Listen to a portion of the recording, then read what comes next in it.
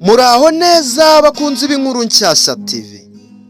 None aha muhawe ukaze kuri iyi YouTube channel yacu cyangwa umuryango mugari w'inkuru nshyashya TV. Ese wamaze gukanda subscribe? Ntabwo wari wayikanda. Ni byiza cyane rero kugiye gufata uyu mwanzuro ugakanda subscribe, Imana iguha umugisha w'ubikoze ndetse unahaye like iki kiganiro cyacu. Ntabwo bigoye. Ese wakwinye subscribe cyangwa like ku kiganiro? Ese ahari wasanga aho ari afite amazi arangiza akayaguhereza mu gihe ufite inyota? Nanone rero nzi neza ko wabikora, ntabwo uri umuntu mubirega. Ndizera neza ko ugiye kuduhereza subscribe no like. Tudatinze rero utwizinge mu magambo. Buri mpamvu 20 ni n'abakobwa bashobora kwanga umuhungu. Kutagira icyizere, umuhungu udafite confidence aba atagize ute, ntabwo ashimisha abakobwa. Cya kabiri nanone, kutita ku isuku. Isuku ni ingenzi cyane ku mukobwa. Nanone cya gatatu, kubesha kenshi. Nta mukobwa ukunda umuhungu udafite ukuri. Icya kane, gusuzugura abakobwa, gufata umukobwa nk'igikoresho nkaho atari umuntu. Cya gatanu, kugira amarangamutima y'uburakari bwihuse, kuba violent cyangwa kurakara vuba. Cya gatandatu, kutagira intego mu buzima. Umusore utagira plan, umukobwa mubonamo ubusa. Cya karindwi, kuba igihubutsi, gukora ibintu utatekereje. Cya karindwi, cya munane, kugira ishyari ridafite ishingiro, guhora ukeka ibintu bidafite ukuri. Cya cyenda, kudafasha cyangwa kudafite umutima, udafite umutima wo gutanga. Umusore wifuza gufata cyangwa gutanga ntatange, abakobwa ntibamukunda. Cya cumi, kutita ku gihe, gutinda buri gihe cyangwa kudafata ibintu nk'ingenzi. Cya 11, umusinzi cyangwa ukoresha ibiyobyabwenge. Ibi ngibi byica icyizere cyane umukobwa yakugiriraga, bigatuma kwanga. Kuba umunebwe, kudakunda gukora ibi nabyo ni bimwe bituma umukobwa kwanga. 13, udashoboye kumva no kumva ibyiyumvo by'umukobwa, kuba nta compassion uwifitemo. Mu gihe yavuga ukamwereka ko ibyo avuga mbega muri make ubizi, kandi ukwiriye kumutega amatwi kugira ngo agukunde, kugira ngo abone kumwitaho. Nanone kugira ubusambo n'ubwirasi, kwirata no kwishyira hejuru nabyo mu bintu bituma umukobwa kwanga.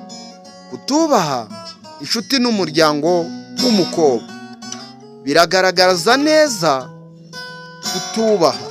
Ibi ngibi iyo utubaha, abakobwa benshi ntabwo bakunda umusore utiyubaha ngo yubahe n'abandi. Cya 16, intandaro y'ibibazo buri gihe, kuba nta cyizere gifatika. Iki nacyo ni kimwe mu bituma umukobwa atagira ute, atagukunda. Kudashima ibyo umukobwa akora. Nanone umukobwa akunda gushimirwa. Kugira imvugo mbi cyangwa gutukana ntibikurura abakobwa. Udashobora kwitangira ejo hazaza cyangwa kwitangira ejo hazaza, kuba ntacyo ukora cyerekana ko ushaka kubaka. Nanone kuba umusambanyi cyangwa udafite fidelity. Umukobwa cyangwa umuntu udafite loyalty cyangwa umuntu utihereza agaciro. Cya 21, kuba utita ku mibereho yawe, udafata neza ubuzima bwawe, ubuzima bwiza, ubuzima bw'umubiri, ukaba utagira ute, ubiha agaciro. 22, kuko nanone biriko njya kuri 22 utahaye ubuzima bwawe cyangwa ubuzima bwawe ubiha agaciro, iwazaho ubwunda agaciro. 22 nanone, kuba udafite ubushobozi bwo gufata ibyemezo, uba wimenyereza kugengwa buri gihe. Cya 23, udatekereza mu buryo bwagutse, uba wumva ibintu bike gusa. Cya 24, kuba utubaha wenyine, umusore udafite self respect ashobora gukundwa. Nama ngiye kukwihere rero, niba ushaka kuba umuhungu wubahwa kandi ukundwa, ugomba kwitoza indangagaciro nziza, kuba inyangamugayo, kugira intego, gucunga amarangamutima yawe no kwita ku isuku n'icyizere cyawe. Umukobwa ukunda umuhungu wubaha, ufite icyerekezo kandi utuma yumva ko afite agaciro. Mwanzuro nanone ngiye kukwihera, umutima w'umukobwa ushobora gukururwa n'amagambo meza, ariko uzashingira ku myifatire yawe. Niba ushaka gukundwa, tangira wubake umugabo ufite icyubahiro, uhamye mu bitekerezo kandi uza aho ajya. Nanone amagambo y'abahanga ku isi witwa Confucius aratubwira ngo respect yourself and others will respect you. Ubaha abandi n'abandi bazakubaha, ndetse iyubahe abandi nabo bazakubaha. Respect yourself and others will respect. Wiyubahe abandi nabo bazakubaha. Cya kabiri nanone amagambo yavuzwe na Malcolm Fabros. Character is how you treat those who can do nothing for you. Imico nyayo n'uburyo witwara ku bantu ntacyo bakumarira. Ndetse success is not what you have but who you are.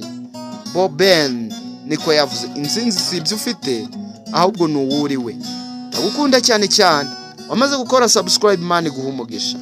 None ndizera neza ko ye kuduhereza like kuri iki kiganiro kugira ngo dukomeze dutwarana.